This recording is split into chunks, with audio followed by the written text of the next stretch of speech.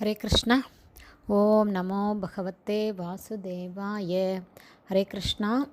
மகாபாரதம் ஆதி பருவம் பார்த்துட்ருக்கோம். துரியோதனன் வாரணாவதத்தில் பாண்டவர்கள் தங்குவதற்கு அரக்கு மாளிகையை ஏற்பாடு செய்கிறாரு. அரக்கு, சணல், மெழுகு, எளிதில் தீப்பற்றக்கூடிய ஒரு வகை மரம், பஞ்சு போன்ற பொருள்களை கலந்து அந்த மாளிகையை புரோச்சனன் எழுப்புறாரு. சரியான நேரம் வரும்போது அந்த மாளிகையை தீக்கிரையாக்கி பாண்டவர்களை கொல்லணும் அப்படிங்கிறது தான் துரியோதனனுடைய உத்தரவு. இதை தெரிஞ்சுக்காத பாண்டவர்கள் வாரணாவதத்துக்கு புறப்படக்கூடிய நேரம் வருது. எல்லாரிடமும் சொல்லிட்டு கிளம்பும்போது விதுரர் சொல்கிறாரு, பகைவர்களால், அதாவது மரங்களை அழிப்பதும் குளிரை நீக்குவதுமான நெருப்பு பூமிக்கடியில் வலைக்குள்ளே வசிக்கக்கூடிய எலியை நெருங்காது அப்படின்னு சொல்கிறாரு. மேலும் காட்டு தீயிலிருந்து தன்னை காப்பாற்றிக்க முள்ளம்பன்றி தரையில் குகை தோண்டி அதுக்குள்ளார போயிடும். மேலும் நடு நிசியில் நடப்பவன் கூட நட்சத்திரங்களை கொண்டு தான் போகக்கூடிய திசையை தெரிஞ்சுக்கலாம். இது எல்லாமே சாதாரண ராஜநீதி சூத்திரங்கள்னு சொல்கிறாரு. இதை கேட்ட தர்மர் புரிஞ்சுக்கிட்டேன் அப்படிங்கிறாரு.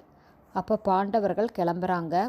குந்தி தேவி தர்மர்கிட்ட விதுரர் ஏதேதோ சொன்னார், நீயும் தெரிஞ்சுக்கிட்டேன் அப்படின்னு பதில் சொன்ன, அது என்ன விவரம் அப்படின்னு கேட்கும்போது, நமக்கு நெருப்புனால் ஆபத்து நேரிட போகிறது அப்படிங்கிறதையும் அதிலிருந்து தப்பிச்சுக்க பூமிக்கடியில் சுரங்கப்பாதையை நாம் அமைச்சுக்கணும் அப்படிங்கிறதையும் நட்சத்திரங்களை பார்த்து நாம் திசையை தெரிஞ்சுக்கிட்டு பயணம் செஞ்சு தப்பிக்கணும் அப்படிங்கிறதையும் விதுரர் எனக்கு மறைமுகமாக சொன்னார் அப்படின்னு தர்மபுத்திரர் குந்தி தேவிக்கு சொல்கிறாரு.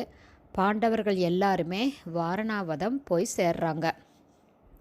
ஏன்னா இந்த அரக்கு மாளிகையில் இவங்க 5 பேரையும் கொல்றதுக்கு துரியோதனன் சதித்திட்டம் தீட்டினது விதுரருக்கு தெரிஞ்சதுனால பொதுவாக சொல்கிற மாதிரி சொல்கிறாரு. பூமிக்கடியில் வலைக்குள்ளார வசிக்கக்கூடிய எளிய நெருப்பு நெருங்காது.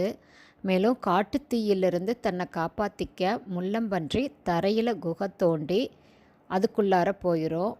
அப்படி நீங்கள் அந்த இடத்துலேருந்து தப்பிச்சுக்கணும். அப்படி நீங்கள் வெளியே வந்தாலுமே நட்சத்திரங்களை பார்த்து நீங்கள் போகக்கூடிய திசையை தெரிஞ்சுக்கலாம் அப்படின்னு சொல்கிறாரு. அப்படின்னா அந்த மாளிகையிலிருந்து சுரங்கப்பாதை வழியாக நீங்கள் சுரங்கப்பாதையை தோண்டி வெளியே வந்து நட்சத்திரங்களை பார்த்து திசையை தெரிஞ்சு வந்துருங்க அப்படின்னு சொல்கிறாரு. ஹரி போல்.